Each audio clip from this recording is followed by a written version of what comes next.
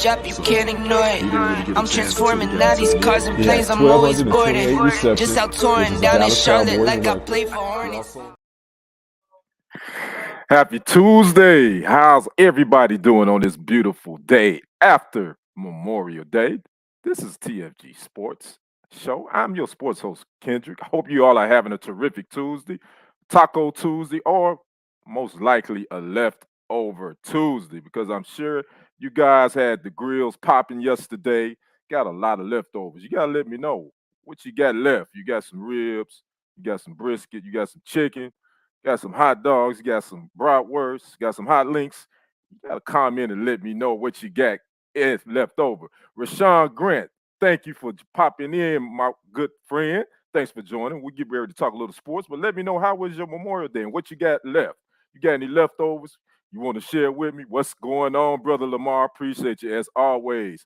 The man of TFG, appreciate you dropping in. Now, before we get started, again, do like Rashawn, do like Lamar. Make sure you come in, let me know you're here so I can shout you out. Hit that like, hit that share button, and also make sure, if you haven't already, subscribe to TFG Sports Media right here on YouTube. And if you're watching on Facebook, make sure you like it and share it on Facebook as well. So yeah, it's the day after Memorial Day. Everybody got a short week, so I hope you had a good Monday, and hopefully your Tuesday is starting off great. But we're going to jump off into our sports. Megan Young, hey, okay, what's going on? Thank you for joining me, Miss Megan Young. Okay, got you. Producer friends. All right, I'm with that. Keep on coming. Keep on coming in here. I hope I can talk to you a little bit about sports, and we're going to talk some sports. Let's go ahead and jump right into this thing. There's not a lot going on tonight as far as sports on TV. You got the NHL playoffs. You had a big-time tennis match going on between two greats, but you had some baseball. But I want to talk about the Giants manager, San Francisco Giants manager, Gabe Kapler. He has decided to protest.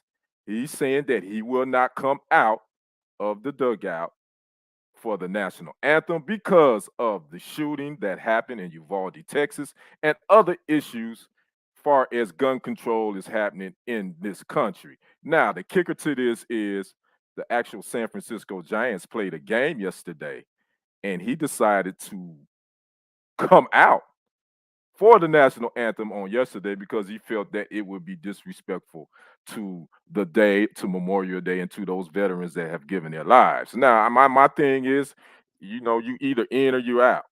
You're going to put your foot in the water, or you're going to sit on the side. Now, protesting is all good and all that. Let's be honest with you. Where has protesting gotten us far as anything thus far? I don't know. White men can't jump and can't protest. I hear you, Charles. Thanks for joining me, brother. I just want to know. I mean, either you're gonna do it or you're not. And again, is he gonna face the same type scrutiny that Mr. Colin Kaepernick faced back in 2016 when he was kneeling during the national anthem? I think everybody was about to lose their mind, especially those more on the conservative side, saying it was disrespectful. So is this disrespectful for Giants manager Gabe Kapler to go out, not come out for the national anthem? Or is he going to be looked at totally different as a hero? And is it because of what he's protesting? He's protesting gun control and the loss of lives, innocent young lives, which I get it. But Colin Kaepernick was protesting police brutality and the rights of the people of color. So are we going to see the same type scrutiny for Gabe Kapler that Colin Kaepernick? I do know that Tony La Russa, one of the managers, a longtime great, probably a Hall of Famer, he said that it's a time and place for that. And he said, and not respecting the national anthem is not the way to protest. Now, you got to remember, Tony La Russa is a 70-year-old white man living in a country where he's never really ever had to fight for any rights as a human. And he's been an athlete too. He's been in athletics. So he doesn't have to, he really ain't never had to fight for nothing. Charles says, nope, he won't because he's the white color. Cop, sorry, I meant right color. Got you. And I believe that's fact. I don't think he will face the same type scrutiny. Again, the only manager to come out against him is Tony La Russa, one of his, you know, personal friends in the business. And then I hadn't seen any other political people make any type statement on that. Onyx 2 says white people can't season. They can't season chicken. Oh, okay. Well, it depends. I've heard that they can't make potato salad either. But that's hey, you can't judge a book by its cover. Yeah, it's white people that can barbecue and can make potato salad. So I don't know about that one, Onyx too. So we'll see. So again, back to Gabe Kapler though. I don't. We're gonna see. Is he gonna stick to this, or is he gonna come up with an excuse and say, you know what, maybe I didn't do this the right way. Maybe I need to figure out a different way.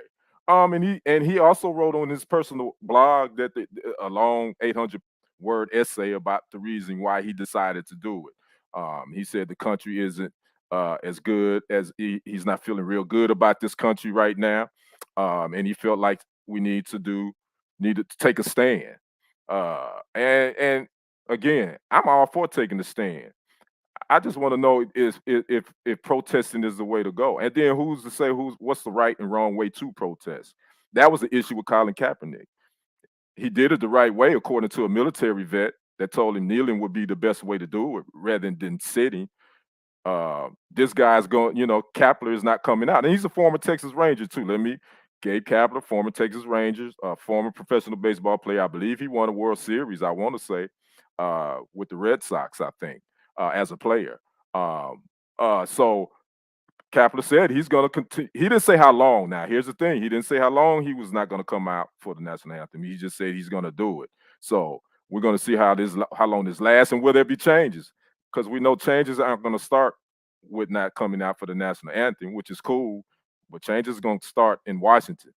And until those cats get something together, we ain't gonna see nothing change with this gun control. And this is not a political show. Let me first say this. This is a sports show, but sometimes politics and sports, they kind of cross the line. Oh, for Red Sox. Thank you, Charles. I thought so. Uh so we don't really talk politics, but sometimes sports and politics go hand in hand. And I just thought that I wanted to get you guys' thoughts on what do you think about Gabe Kapler not coming out for the national anthem. So we're gonna keep our eye on this. Again, Gabe Kapler did come out yesterday because he felt like it would have been disrespectful because of Memorial Day. But I feel like you got 1 foot in and 1 foot out. So, Mr. Kapler, do your thing. I'm watching you though. TFG Sports Media, we watching you. So let's move on to our next topic. We're talking NBA Finals. Again, I said that there wasn't much on TV, and you're right. We won't have much on TV until Thursday. For our basketball fans, we got the Celtics at the Warriors, game 1 on Thursday at 9 p.m. Eastern Standard Time, 8 p.m. Central on ABC. The Warriors are making a 6th finals appearance in the past 8 seasons. The Celtics is this first time back in the finals since 2010. Golden State is averaging, check this out, they're averaging the most turnovers of all the teams that was in the playoffs. They're averaging 14.8 turnovers per game in playoffs. Celtics is a pretty good defensive team. We're going to keep our eye on that stat. Now, Boston is advanced to their 22nd NBA Finals in franchise history. USFL is on.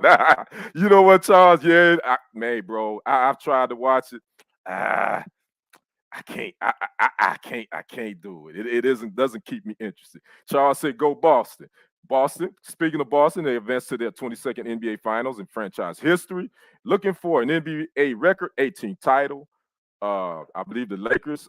They think both the Lakers and the Celtics are tied with 17 apiece, if I'm not mistaken. Now the Celtics roster enters the finals with zero games of finals experience, while the Warriors, Charles Moore says best defense versus best offense, going to be good. Totally agree with you, brother. Again, Celtics have 0 playoff experience coming into these finals, while the Warriors have 12.3 years of finals experience. So, will experience beat out less experience? Lamar Fox says, go Mavs. Sorry, bro. They sitting at the house with us. They not yeah, yeah. You know, just like the Cowboys, is always next year. Always next year, Mavs. I had to take a little shot at the Cowboys real quick as I drunk out of my Green Bay Packer mug. So yeah, I'm expecting a good one with this. I think I mean I think most of us at the beginning of the season probably picked Charles gonna ask me who I got. I, I'm going with I'm gonna go with the Celtics. I think the Celtics gonna win this thing in six. I think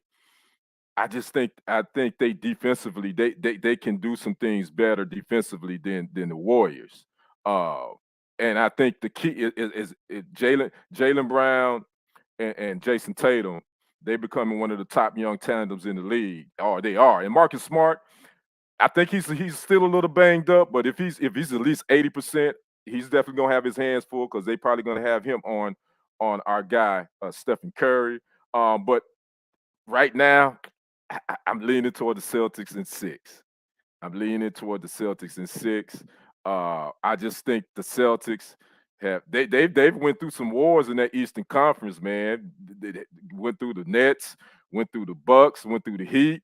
And then speaking of that Celtics Heat series, you know, there was a lot of after the fact about some of the officiating in that game seven, especially that I think the refs went back and took that three off the board, the Heat, I can't remember the shot. I remember the 3-point shot. I can't remember the player. It did look like he stepped out of bounds, but the problem was that the refs waited until the fourth quarter to go back and take those 3 points off the board. Charles Moore says, yeah, if Boston played like they did against the last 2 minutes of game seven versus Miami. So yeah. So I'm looking at Boston. If Marcus Smart is healthy and then Williams at center if as long as he's healthy, I think the Celtics got a really good shot. Now the Warriors are rested.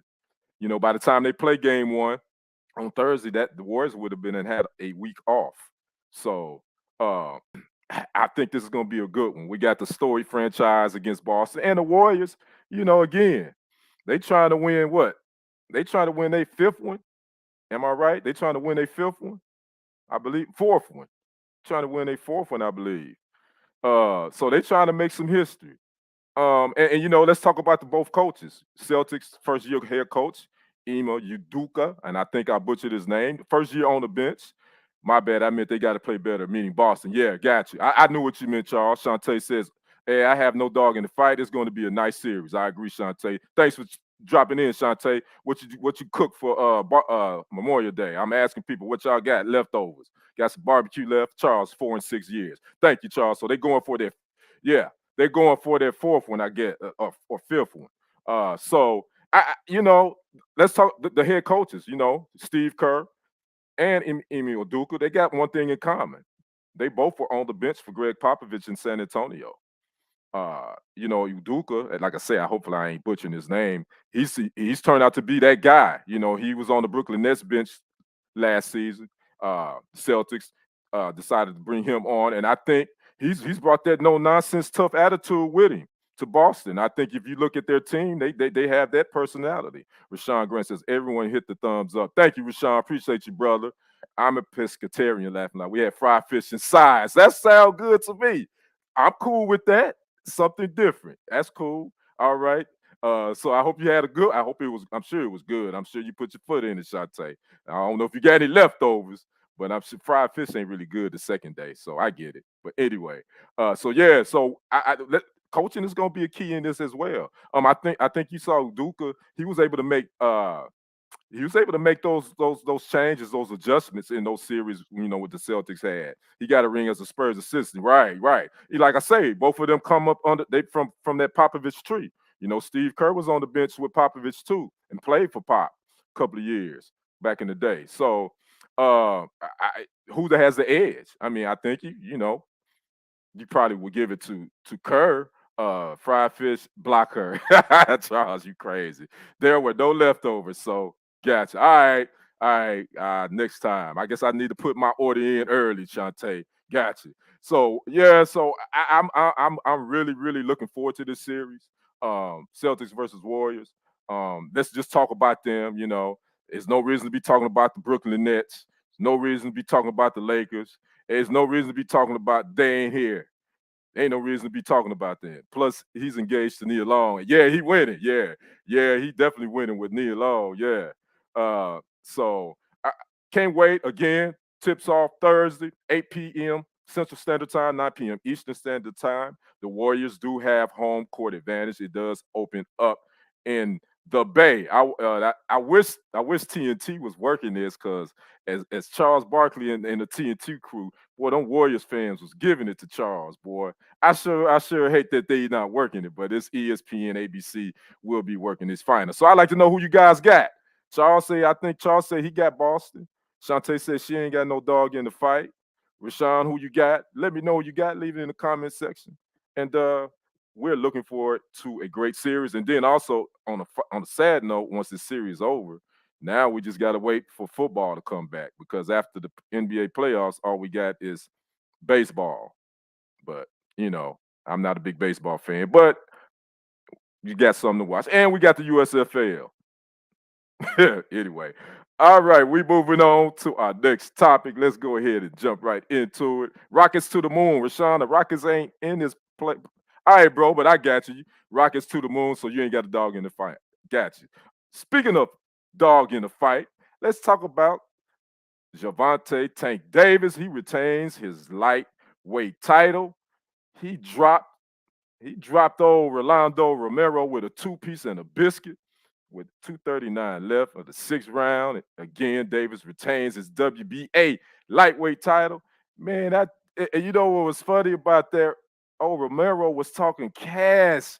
He was talking cash jump the whole time. Charles told the Golden State Warriors, said he don't leave me alone before I go home. And oh yeah, right, yeah. I was hoping, I was wishing TNT would have been able to work this one, but anyway, yeah. Charles says Boston is 6 or 7.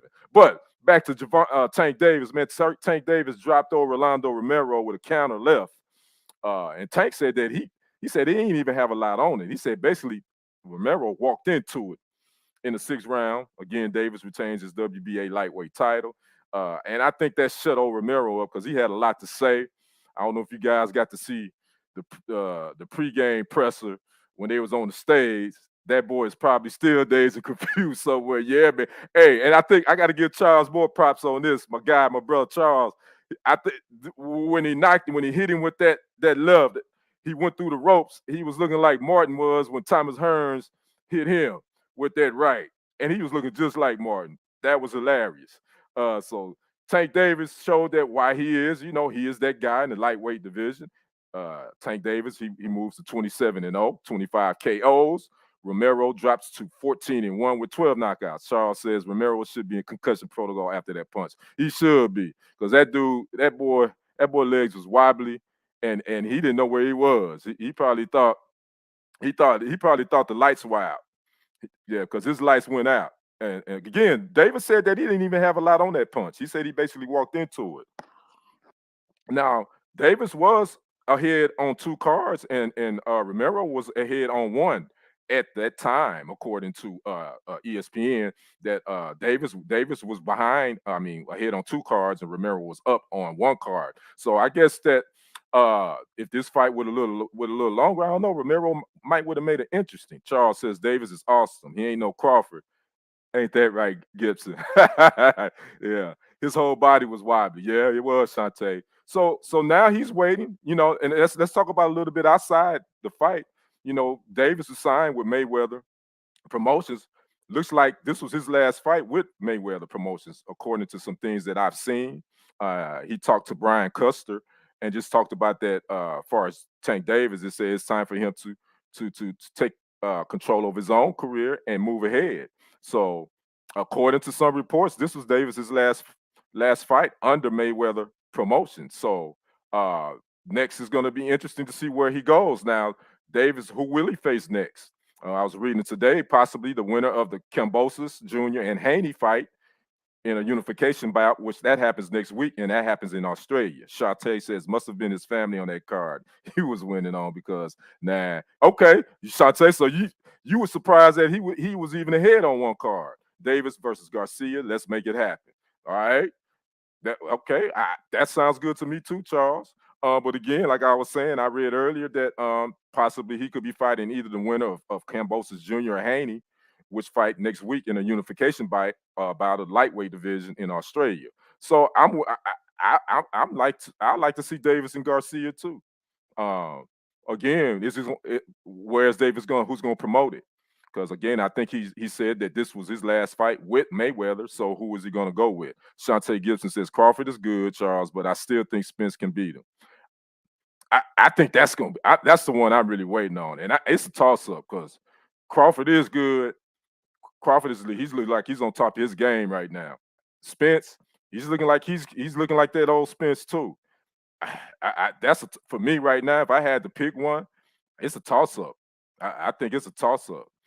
I can't give Crawford the edge. I can't give Spence the edge. I think right now is a toss up, but I think that's going to be one of the best fights we've seen in a long time when they make it happen. Shante says, y'all trying to get Swift knocked out, huh? I guess so. That's that fried fish talking. Nemo got you tripping. Charles, you crazy. So we're gonna see where Gervonta Tank Davis goes with his career. Is it a bad move for him leaving Mayweather? I don't know. I don't think it's bad or good. I think it's just time. Sometimes fighters think it's time for them to make that next move. Davis feel like he's ready, so he's gonna move on. I still think that the marquee guy for boxing right now, the two marquee guys, in my opinion, is Earl Spence Jr. and Terrence Crawford. I think those guys are the guys that's kind of making of this boxing thing go right now. They the engine that make this car run, in my opinion. So I can't wait for that. We'll see what happens with that. And we're going to move on to our next topic. What we got, Mr. Producer? Liz Cambage. Now, if you haven't heard about this story, whatever, we'll see, Charles. Liz and her name, she's from Australia.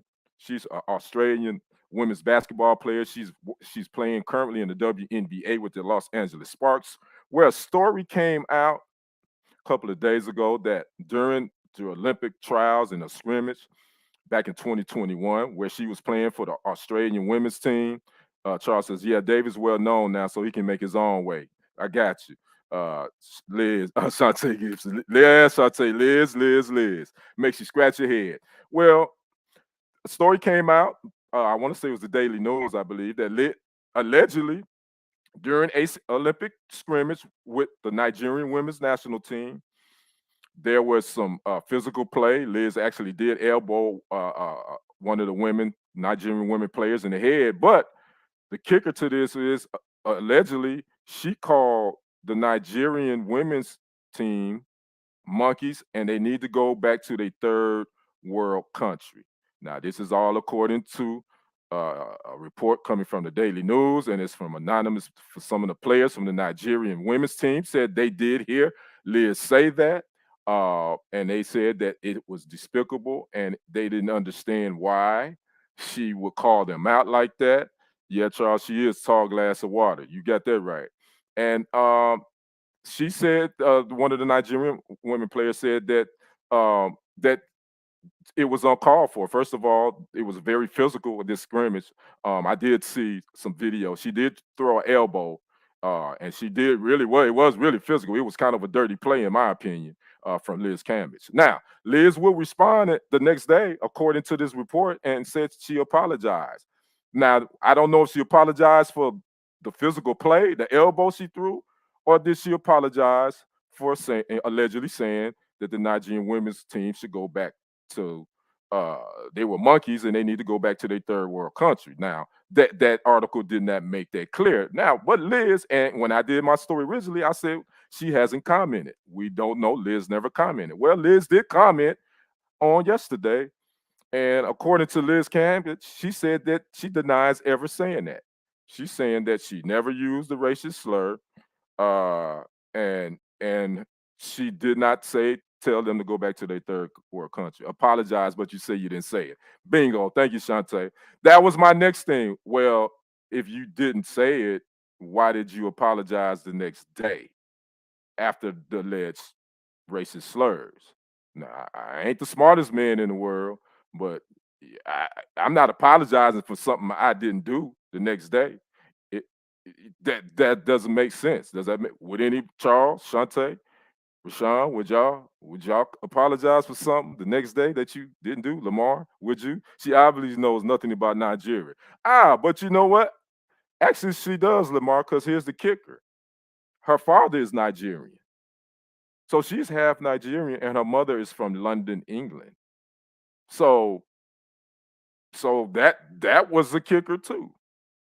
So you telling these allegedly saying go back to your Nigerian country, but your daddy is from Nigeria.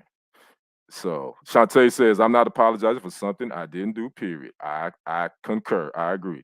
Charles says, ain't apologizing for ish. I concur. Lamar says, nope, I concur. I agree. So that was the thing about that. I'm like, wait a minute, hold up. Wait a minute.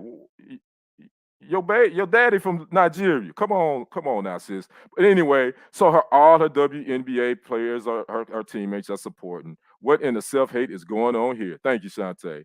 Well, all of her Los Angeles Sparks players are supporting her. Derek Fisher, former Laker, who is the general manager, I believe, of the Sparks, is supporting her and saying unless there is other information that comes out later, right now, they're gonna support Liz, this and that, yada yada yada. So we'll see where this story goes. I can tell you this: the Australian team, Australian national team, I think that she won't be playing for them as of right now, and I'm quite sure since her dad is from Nigeria, if she want to go play for the Nigerian women's team, I'm pretty much sure they're gonna tell her to kick rocks. Charles Moore says her and dad would be on Dr. Phil or Marriage Boot Camp Daddy Daughter Edition. Right. Yeah. So Liz Cambage, if I was the Breakfast Club, you will get my donkey of the day. But I can't. I'm not on Breakfast Club. That's their thing. I'm not stealing it. That would be plagiarism, and I'm not gonna do that. So Liz, I hope you get right. And matter of fact, why don't you do something nice for Nigeria? Why don't you write a nice big fat WNBA check for the Nigerian? Derek Fisher better be quiet before the Nigerian team come on, Matt Barnes. All right, Charles. There you go. Hey, there you go, petty. Charles being petty. We're gonna let that be bygones be bygones. Matt Barnes and Derek Fisher has moved on. They cool now, according to Matt Barnes. He said they cool. So we're gonna let bygones be bygones. So anyway, so that's our topics for tonight. We get down to my final thoughts. I want to say, first of all, I want to thank everybody for coming in. Charles Moore, Shantae Gibson, Lamar Falk, Rashawn Grant, anybody I missed. Man, thank you for coming in and checking us out here on TFG Sports Media. I'm always going to give you 30 minutes of the hottest topics in the world of sports. Make sure you share, subscribe, like, all that.